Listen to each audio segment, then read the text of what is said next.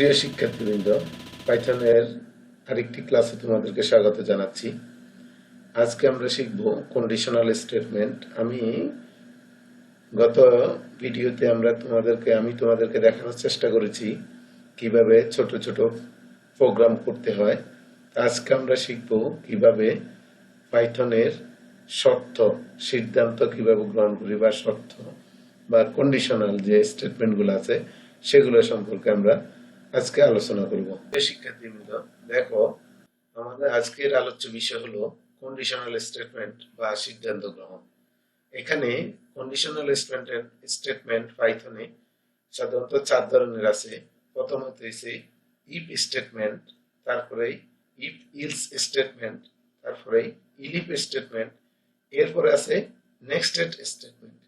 Nested স্টেটমেন্টের ভিতরে আছে nested if, nested if else এবং নেক্সটেড ইলিফ। আমরা যদি ইফ, ইলস এবং ইলিফ স্টেটমেন্টকে ভালোভাবে আয়ত্ত করতে পারি, শিখতে পারি, তাহলে আমরা পরবর্তী যে নেক্সটেড ইফ বা নেক্সটেড ইফ ইলস অথবা নেক্সটেড ইলিফ আছে, এগুলো আমরা সহজেই শিখতে পারবো। আমরা দেখব ইফ স্টেটমেন্টটা কিভাবে আমরা তৈরি করছি। ইফ স্টেটমেন্ট এর সিনট্যাক্সটা দেখো। ইফ স্টেটমেন্টের সিনট্যাক্স হলো ইফ কন্ডিশন স্টেটমেন্ট, মানে আমাদের এখানে একটি মাত্র কন্ডিশন আছে এবং একটি মাত্রই স্টেটমেন্ট। দেখো, ক্লোজারটা দেখলে আমরা বুঝতে পারবো। এখানে দেখো একটা মাত্র কন্ডিশন, এবং যদি সত্য হয় তাহলে একটা মাত্র স্টেটমেন্ট যা করতে হবে বা কাজ একটাই হবে। আর ফলস বা ভুল বা অন্য কিছু হলে কি হবে সেটা পরবর্তী ধাপে চলে যাবে। ওখানে কিন্তু মিথ্যা হলে কি হবে সেই জিনিসটা এখানে উল্লেখ নেই। ঠিক আছে, আমরা এই ধরনের যদি আমরা দেখবো যে একটি মাত্র কন্ডিশন থাকবে এবং এর একটি কাজ হবে, সেই ক্ষেত্রে আমরা ইফ স্টেটমেন্টটা ব্যবহার করব। যেমন দেখো, এখানে আমি একটা প্রোগ্রাম দিয়ে দেখালাম, নাম্বার ইকুয়াল টু 10, আবার নাম্বার দিলাম কি ইন্ট ইনপুট এন্টার নাম্বার। মানে এটা আমি একটা হচ্ছে সরাসরি প্রোগ্রামে উল্লেখ করা দিলাম, আর একটা কিবোর্ড থেকে নেওয়ার জন্য। সাধারণত কিবোর্ড থেকে নিতে আমরা ইনপুট ব্যবহার করি, আর ইন্টটা ব্যবহার করছি আমি এটা কোন টাইপের ডাটাটা নিচ্ছি সেই টাইপের ডাটার জন্য। আর এন্টার নাম্বার যেটা শুধু স্ট্রিং আমরা পর্দায় দেখানোর জন্য, এটা প্রোগ্রামের বোঝার সাথে আমরা লিখছি। আর নাম্বারটা আমরা ভেরিয়েবল হিসেবে ডিক্লেয়ার করলাম। তবে এটা যে কোনো A B C D X Y Z যাই ব্যবহার করতে পারবো, কোনো সমস্যা নাই। তবে পাইথনে কিওয়ার্ড ব্যবহার করা যাবে না। পাইথনে কিওয়ার্ড ব্যতীত যে কোনো শব্দ ব্যবহার করা যাবে। দেখো, আমরা এটা ইনপুট হিসেবে এটা নিলাম। এখন আমরা কি করব, কন্ডিশনটা দেব। ইফ নাম্বার যদি 0 থেকে বড় হয় তাহলে কি করবে, print number is a positive number. এই যে নাম্বার যেটা দেব অথবা 10টা, এটা একটা পজিটিভ নাম্বার। জাস্ট যদি বললাম আমরা কি 0 থেকে বড় হলে এই কাজটা করবে। এরপরে আর কিন্তু পরবর্তীতে আমরা কিছুই বলি নাই। 0 থেকে বড় না হলে কি হবে এই ধরনের কোনো কিছুই এখানে উল্লেখ নেই বা এখানে বলা হয়নি। যদি এই ধরনের কোনো একটা কন্ডিশন দিবে এবং এটার আউটপুট একটাই চাইবে, সেই ধরনের প্রোগ্রামে বা সেই ধরনের কাজে আমরা এই ইফ স্টেটমেন্টটা ব্যবহার করব। এর ফলে আমরা দেখব ইফ ইলস। ইফ ইলসটা কি, দেখো, ইফ ইলস এর সিনট্যাক্সটা দেখো। ইফ কন্ডিশন স্টেটমেন্ট 1, মানে আমার যদি ইফ ইলস ইফ হয় অথবা কি, তাহলে ইফ কন্ডিশন আমরা প্রথমে ইফ দিয়ে একটা কন্ডিশন দেব। যদি এটা সত্য হয় স্টেটমেন্ট 1, না হলে কি হবে স্টেটমেন্ট 2 তে যাবে। তাহলে এখানে কন্ডিশন দেখো, একটা কন্ডিশন দুইটা স্টেটমেন্ট। হয় কাজটা সত্য হবে, না হলে মিথ্যা হবে। না হলে হয় প্রথম কাজে যাবে, না হলে দ্বিতীয় কাজে যাবে।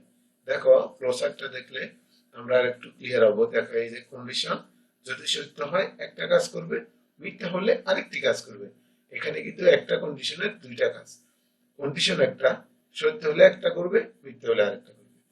দেখো, একটু প্রোগ্রাম দিয়ে আমরা একটু দেখে নিই। আমি এখানে দেখো, আগের প্রোগ্রামটা দিয়ে আমি বুঝাতে পারতাম, সেটা না করে আমি একটু নতুন প্রোগ্রাম দিছি। যদি তোমাদের এরকম আসে যে দুইটি সংখ্যার মধ্যে বৃহত্তম সংখ্যা নির্ণয়ের প্রোগ্রাম, তখন তোমরা কিন্তু এই প্রোগ্রামটা দিয়ে শেষ করতে পারবে। এই জন্য আমি নিয়ে নিছি এই প্রোগ্রামটা, এখানে দেখানোর চেষ্টা করছি। দেখো এ এবং বি, আগেই বলছি এ বি আমি ভেরিয়েবল হিসেবে নিলাম, আবার কিবোর্ড থেকে যদি নিতে চাই সেটাও নিতে পারবো, ইনপুট দিয়ে কিবোর্ড থেকে নেওয়া হয়।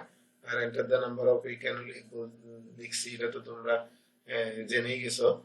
এখন দেখো ইফ যদি এ বি থেকে বড় হয়, এ বি থেকে যদি বড় হয় তাহলে কি হবে, প্রিন্ট করতে বলছি A is the greater than B, A B থেকে বড়।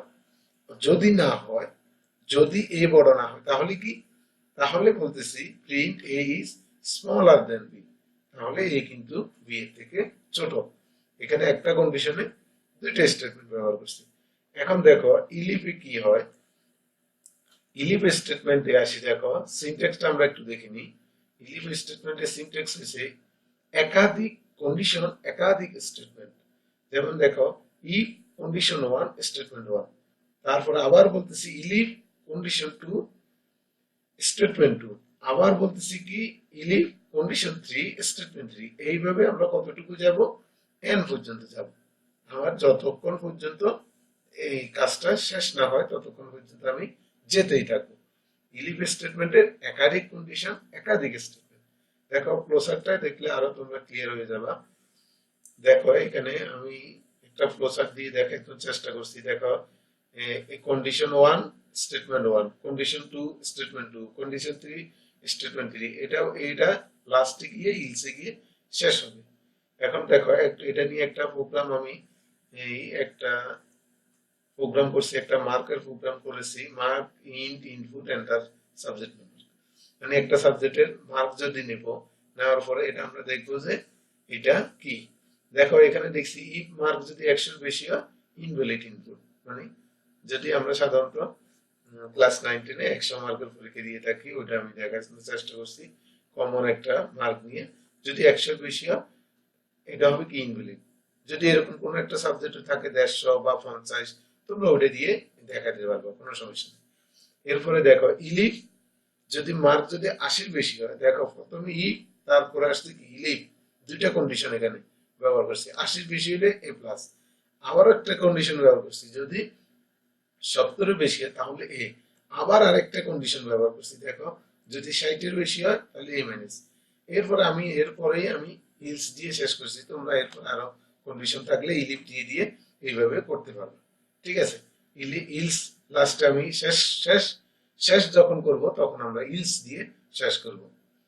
শুরু হবে ইফ দিয়ে, মাঝখানে হবে ইলিফ, এবং শেষ করব আমরা কি ইলস দিয়ে। এটা হচ্ছে ইলিফ স্টেটমেন্টের ক্ষেত্রে প্রোগ্রামগুলো। আমি নেক্সট ভিডিওতে কিন্তু ভিডিও যখন তৈরি করব তখন এইগুলো দিয়েই আমাদের প্রোগ্রাম করাবো। এই জন্যই তোমরা এই সিনট্যাক্স গুলা ফ্লোচার্টটা ভালো করে দেখবা, দেখলে দেখা যাবে কি প্রোগ্রামে তোমরা ইজিলি বা সহজেই তোমরা প্রোগ্রামগুলো তৈরি করতে পারবে। এখন দেখো নেক্সট স্টেটমেন্ট যেটা, সেই নেক্সট স্টেটমেন্ট আমি শুধু একটা দিয়ে দেখাবো, একটা দিয়ে দেখাবো। তোমরা বাকিগুলো এমনি ওই যে nested if, nested if else, nested ইলিফ, একই নেক্সটেডটা বুঝলেই সবগুলোই করতে পারবে। দেখো এখানে নেক্সটেড মানে কি, ইফ এর ভিতরে ইফ, ইফ এর ভিতরে ইফ, যখনই একটা ইফ এর ভিতরে আরেকটা ইফ ব্যবহার করব সেটাই হবে নেক্সটেড ইফ। পরিষ্কার কথা, একটা ইফ এর ভিতরে আরেকটা যখন ইফ ব্যবহার করব সেটা হবে কি নেক্সটেড ইফ। এখন ওই একটার ভিতরে যখন আরেকটা ব্যবহার করব সেটাকে আমরা শুধু যদি ইফ রাখি তাহলে ইফ নেক্সটেড ইফ, সেটাতে যদি ইফ ইলস ব্যবহার করি সেটা হবে নেক্সটেড ইফ ইলস, সেটা যদি ইলিফ ব্যবহার করি সেটা হবে নেক্সটেড ইলিফ। আমি এখানে তোমাদের দেখো এই যে একটা ইফ এর ভিতরে আরেকটা ইফ, তার ভিতরে আরেকটা ইফ, এইভাবে আমরা করতে পারবো, কমন নয় নিচের দিকে যেতে পারবো। ফ্লোচার্টটা দেখো, এই যে এখানে কন্ডিশন ট্রু হইলে আবার কন্ডিশন, ঠিক আছে, কন্ডিশন ট্রু হইলে আবার কন্ডিশন, এটা দুইটা। আমি ইফ ইলস এর এখানে দেখাইছি, ঠিক আছে। প্রত্যেকটা একটার ভিতরে যখনই একটা ইফ এর ভিতরে আরেকটা ইফ ব্যবহার করব সেটাই হবে কি আমার নেক্সটেড। এখন এখানে নেক্সটেড এর যখনই ইফ ব্যবহার করব আমার অবশ্যই কি করতে হবে, ইফ যখন একাধিক ব্যবহার করব তখন প্রত্যেকটা ইফ এর কিন্তু ইলস আমাদেরকে দিয়ে দিতে হবে। আর যদি শুধু ইফ এর আন্ডারে ইফ ব্যবহার করি, একটা যদি করি শুধু নেক্সটেড ইফ করলে তখন কিন্তু ইজ ব্যবহার না করলেও চলবে। দেখো আমি একটা প্রোগ্রাম করে তোমাদের দেখাচ্ছি। এগুলো কিন্তু আমি আবার প্রোগ্রাম ভিডিওতে করে দেখাবো। এখন এখানে নাম্বার ইকুয়াল টু 15 নিলাম, অথবা ভেরিয়েবল হিসেবে কিবোর্ড থেকে নিলাম। এখন দেখো ইফ নাম্বার যদি 0 অথবা বড় হয়, এখন বললাম কি নাম্বার যদি 0 অথবা বড় হয়, তার ভিতরে আবার একটা কন্ডিশন দিলাম কি ইফ নাম্বার যদি 0 হয় তাহলে প্রিন্ট করবে 0, নতুবা কি করবে ইলস প্রিন্ট করবে কি পজিটিভ নাম্বার। যদি এখানে উপরে কিন্তু আমি বলছি 0 অথবা বড় হলে, তার ভিতরে আমি আবার কি ইফ এর ভিতরে আরেকটা ইফ ব্যবহার করলাম, সেটা সেটা ইফ ইলস বিদায় আমি ইফ নেক্সটেড ইফ ইলস, প্রথমে নেক্সটেড করে ফেলছি, ইফ এর আরেকটা ইফ নিয়ে নেক্সটেড করে ফেলছি, তার ভিতরে ইফ ইলস ব্যবহার করছি। ঠিক আছে, আবার আমি লাস্টে বলছি কি ইলস প্রিন্ট নেগেটিভ। প্রিয় শিক্ষার্থীবৃন্দ, এই যে এই কন্ডিশনাল স্টেটমেন্ট, এগুলো তোমরা ভালো করে দেখবা, কারণ প্রোগ্রাম করতে গেলে তোমাকে সিনট্যাক্স এবং ফ্লোচার্টটা তোমার মাথায় ক্লিয়ার থাকতে হবে। বিশেষ করে সিনট্যাক্স যদি তোমরা ভালো করে না জানো তাহলে কিন্তু প্রোগ্রাম করতে পারবে না, ভালো ভালো প্রোগ্রামার হইতে পারবে না। আজকে এই পর্যন্তই, সবাইকে ধন্যবাদ জানাচ্ছি। সবাই ভালো থাকো, সুস্থ থাকো।